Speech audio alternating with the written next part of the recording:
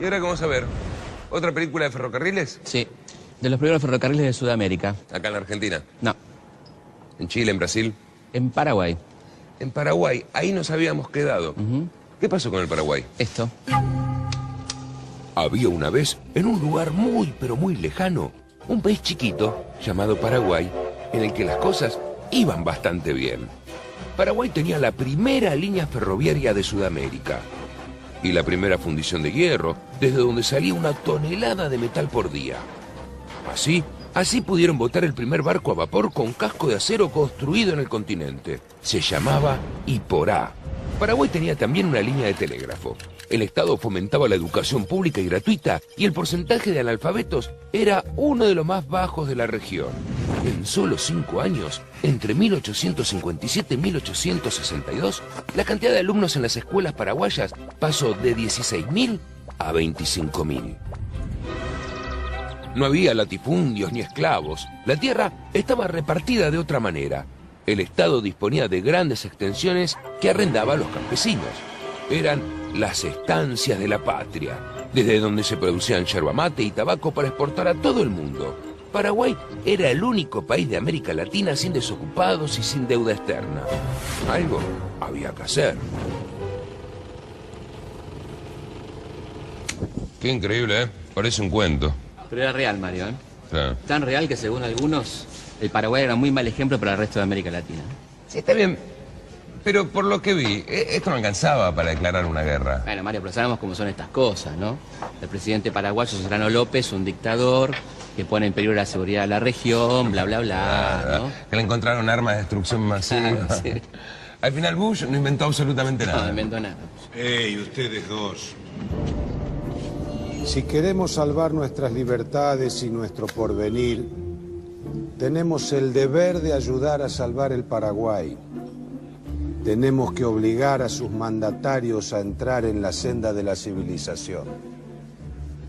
Es una gran verdad.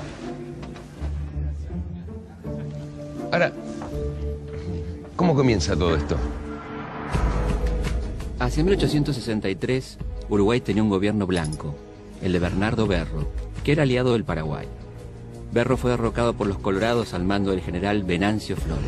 Los gobiernos de Argentina y Brasil financiaron y apoyaron el golpe. El imperio destruyó a bombazos la ciudad de Paysandú. Tras el ataque, el gobierno de Berro pidió la ayuda de su aliado Solano López, y este le declaró la guerra al Brasil inmediatamente. Pero para llegar al territorio brasileño, las tropas paraguayas debían pasar por suelo argentino.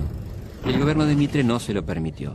Eso sí, permitió el paso de las tropas brasileñas para atacar Paraguay. Una extraña forma de neutralidad.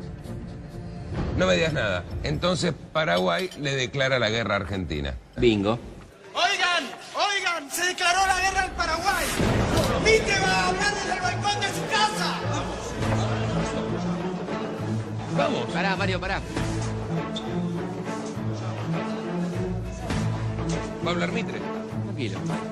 Pero En mayo de 1865 se firma el Tratado de la Triple Alianza. ¿que lo firman quiénes? Argentina, Brasil y el gobierno uruguayo, ¿no?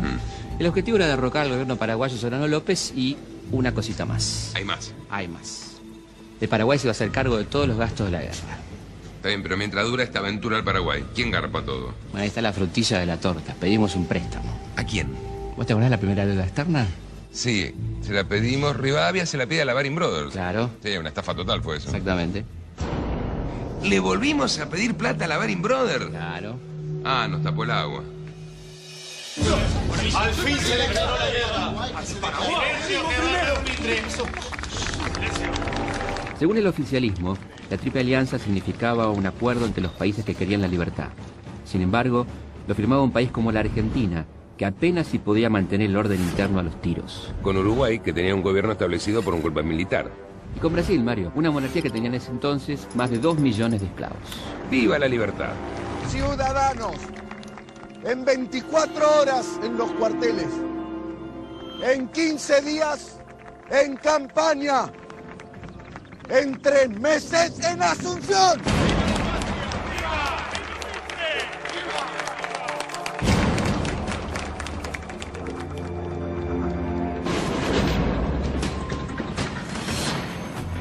Los cálculos de Mitre fueron algo inexactos. La guerra duró casi 5 años, le costó al país más de 500 millones de pesos y 50.000 vidas humanas. Mitre dejó su cargo de presidente a su vicepresidente Marcos Paz y se puso al frente de las tropas argentinas. Bueno, en ese aspecto, nuestros respetos al señor Mitre. Claro, y a todos los miembros del gobierno que vieron perder la vida de sus hijos en el frente de batalla, ¿no? Cosa que ningún político de la actualidad estaría dispuesto a hacer.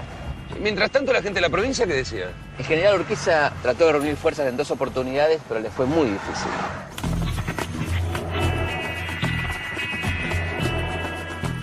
¿Qué está pasando, carajo? ¿Qué es esto de que se van? ¡Mi general! ¡Tenemos un prisionero! Traidor. Mierda. ¿Por qué me abandona, soldado? No es contra usted, mi general, pero nos está mandando una guerra que no queremos. ¿Qué estupidez es esa? ¡Es la guerra de la patria!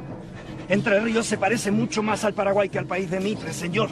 Algunos hombres quieren sumarse al enemigo. ¡Casate, traidor! ¡Cállese! ¡Cállese! Es la patria la que exige ir a la guerra. Y en ese caso, uno no elige, soldado. Solo va y pelea. Queremos pelear, pero contra Buenos Aires, no contra nuestros hermanos paraguayos. Que se lo lleven. ¡Urquiza, muera Mitre! ¿Qué? ¿Qué dicen esos traidores? Gritan, ¡viva Urquiza, muera Mitre! ¡Que los fusilen! No, mi general, no, porque... ¡Traigan a todos los desertores! ¡Y los fusilen de inmediato, carajo!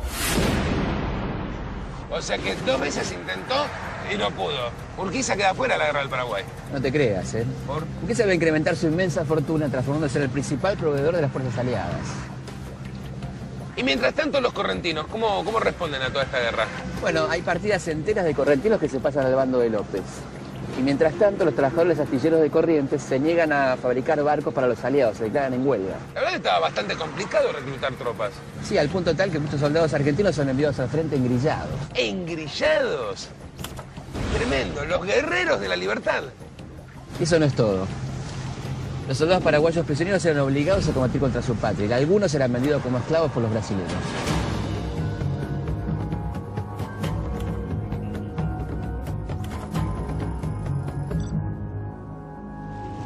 ¿Y cómo fue la guerra? Las fuerzas paraguayas fueron rápidamente expulsadas después de la batalla de Yatay y el sitio de Uruguayana. Ah, bueno, entonces ahí ya estaba. No, la guerra recién estaba empezando.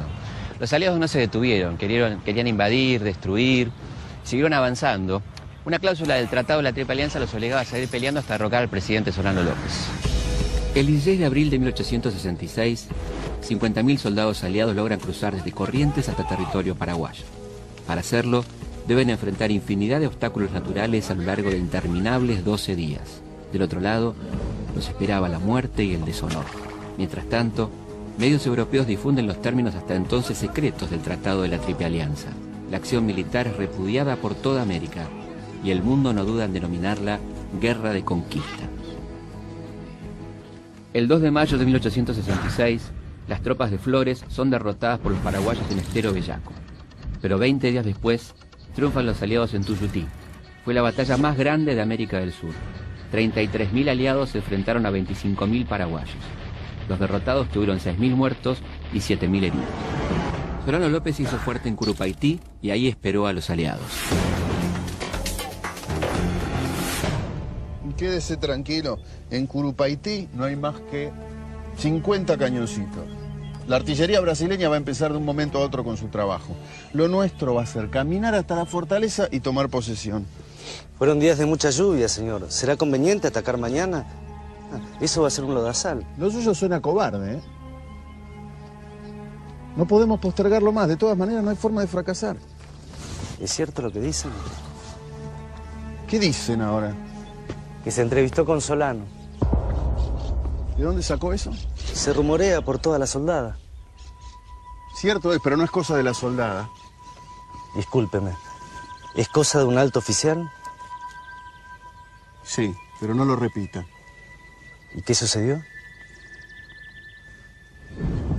Se le ofreció rendirse de una manera digna y como buen salvaje pretendió imponer condiciones que dañaban nuestro honor. Nuestro honor ya fue salvado, general. Brasil quiere seguir la guerra hasta el final. ¿Y nosotros? ¿Qué queremos nosotros? Nosotros firmamos un acuerdo. Eso vale más que cualquier estrategia. Mucha sangre corrió ya.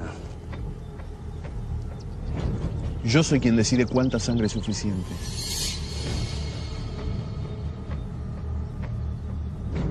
Con su permiso, general.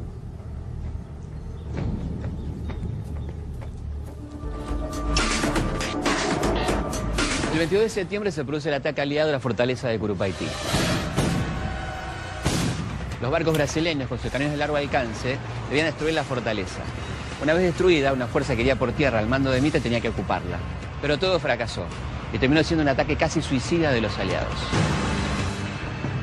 Eran 17.000 hombres argentinos y uruguayos los que avanzarían contra la fortificación de Curupaití. Mitre no esperó a que la flota imperial terminara su labor, o consideró erróneamente que esto ya había ocurrido. Lo cierto es que el ataque aliado se inició antes de tiempo, dando lugar al mayor desastre bélico de nuestra historia. En medio del humo de los escasos cañonazos brasileños, los argentinos avanzaron contra un verdadero pelotón de fusilamiento. Miles de hombres, casi indefensos, serían puestos fuera de combate en apenas una hora.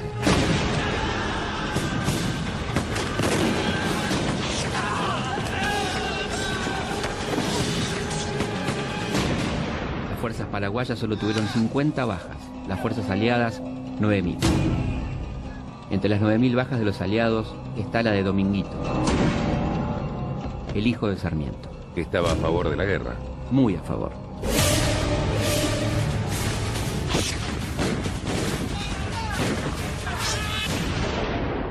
Después de ese desastre, la guerra se detuvo durante 2 años.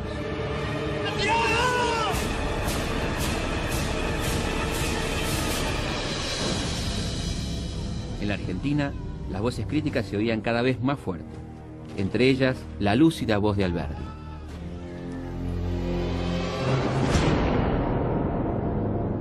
¿Será la civilización el interés que lleva a los aliados al Paraguay? A este respecto sería lícito preguntar si la llevan o van a buscarla. Si es verdad que la civilización de este siglo tiene por emblemas las líneas de navegación por vapor, los telégrafos eléctricos, las fundiciones de metales, los astilleros y arsenales, los ferrocarriles, etc.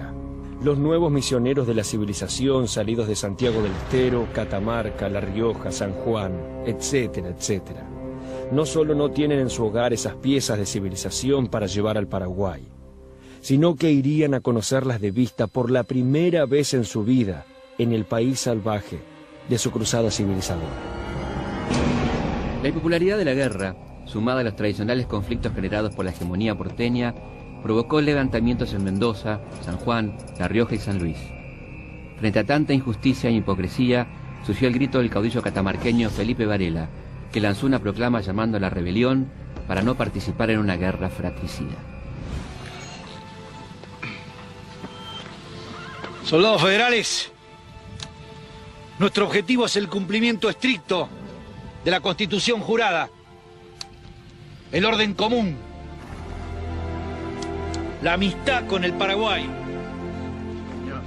y la unión con las demás repúblicas americanas. Miles de paisanos fueron llevados atados a la sangrienta guerra del Paraguay.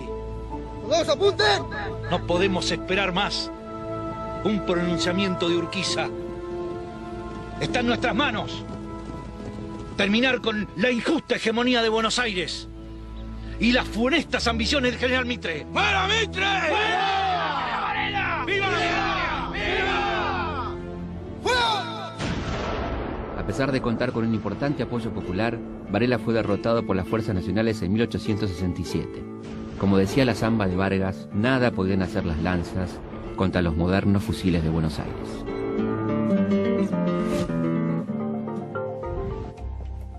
¿Y esto qué era? Esto fue una de las primeras acerías de América del Sur. Funcionó entre 1850 y 1869, ¿no? Acá se fabricaba el hierro para producir barcos, ferrocarriles, insumos domésticos. Fue una de las primeras acerías de toda América Latina, era algo bastante inédito en aquel momento donde todo se importaba de Gran Bretaña, ¿no? Y formaba parte del proyecto modernizador de los López, hacer un Paraguay moderno, independiente, autónomo.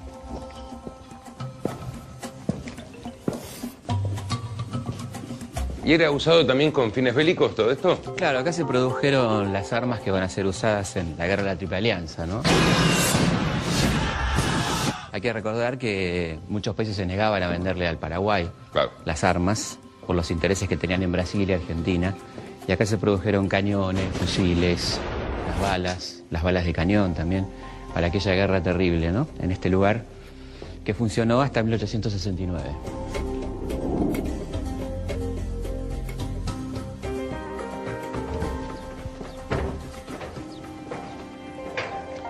Bueno, los aliados destruyeron esto, lo dinamitaron, tiraron arena en el horno principal para arruinarlo para siempre, y a los defensores de este lugar, los militares que estaban a cargo, los decapitaron.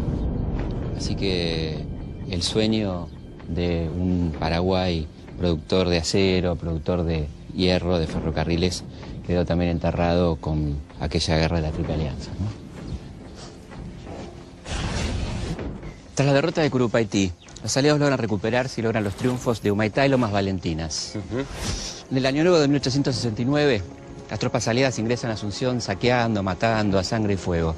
La orden era que no tenía que quedar ningún paraguayo varón vivo mayor de 12 años.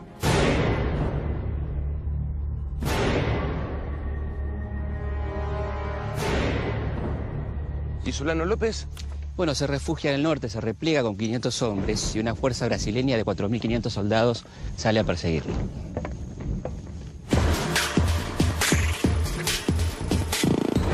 El 1 de marzo de 1870, las fuerzas brasileñas copan las defensas paraguayas. López se interna en la selva. Acá, no podemos parar, están muy cerca. Vaya a defender a su madre y a sus hermanos. Vaya, asegúrese que escapen, no se detenga por nada. Vaya. Pero no. Pero nada, ellos dependen de usted. No. Soldado. ¡Vaya! ¡Vaya! Nadie quería perderse las 100.000 libras que los civilizadores ofrecían por la cabeza del mariscal López. ¡López! Entréguese. Eu quero la vida. ¡Muero con mi patria! ¡No se resista! ¡Un querer vivo! ¡Muero con mi patria! ¡Las armas de hombre!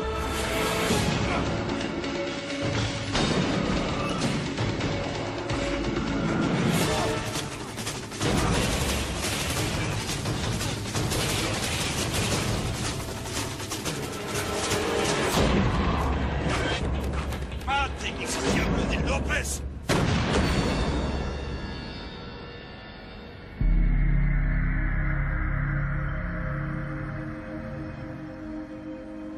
Las campanas de las iglesias se habían transformado en cañones que a falta de balas disparaban piedras, huesos y arena.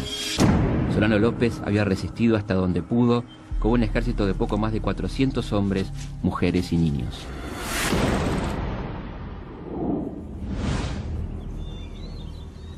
Lleven toda la comida. Vamos, apúrense con eso, por favor. No, eso esperen. Vamos a llevar lo que necesitemos nomás. Vamos. Vamos, apúrense. Que estén listos los caballos. Gracias. Vamos, suba. Suba. ¿Dónde está su padre, Panchito? Se quedó luchando. Yo no me voy hasta que llegue. Madre. No me voy a ir. Madre, él me pidió que los proteja. Está bien. ¡Vamos! ¡Paren esa cajeta o disparamos!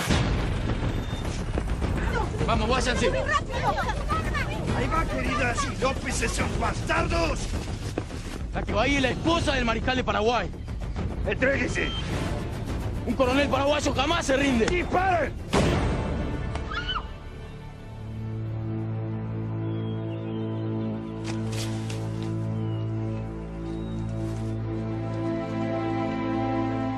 Você está presa.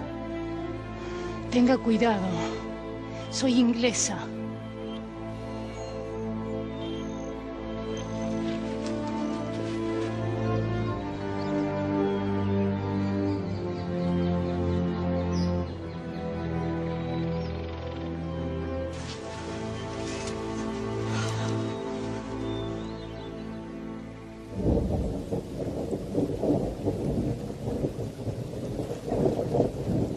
Eliza Lynch fue una irlandesa que creció en un internado de Dublín.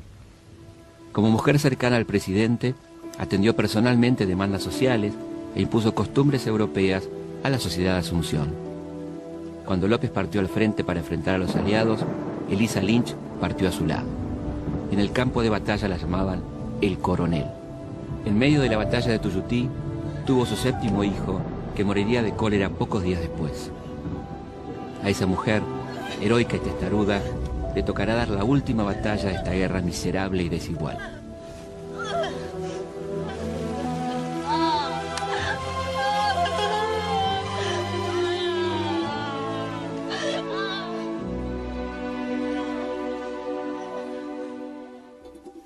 Después de la guerra, ya no quedaba un solo tren en Paraguay.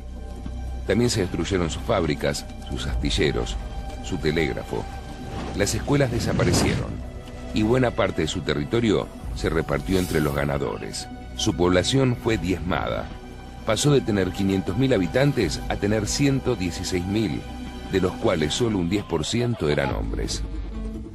El resto eran mujeres y niños. Y acá descansan los restos de Solano López. Junto a los restos de Solano López y de su valiente hijo quedaron enterrados también los sueños de un país digno y justo.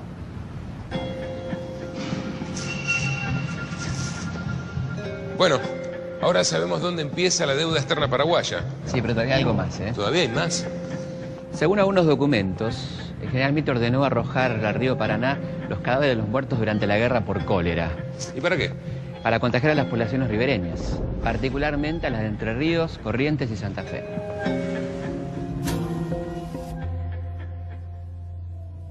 En la Guerra del Paraguay ha triunfado no solo la República Argentina, sino también los grandes principios del libre cambio.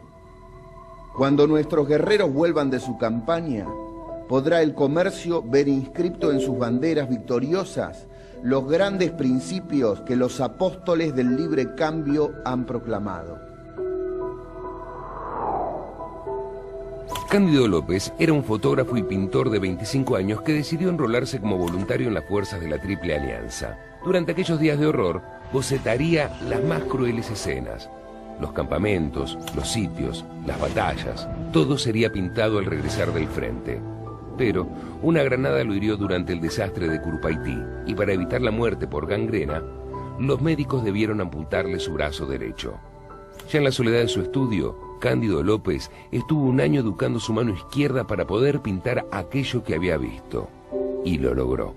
Sus más de 50 cuadros sobre la guerra del Paraguay son hoy uno de los más valiosos tesoros del arte argentino. A esta historia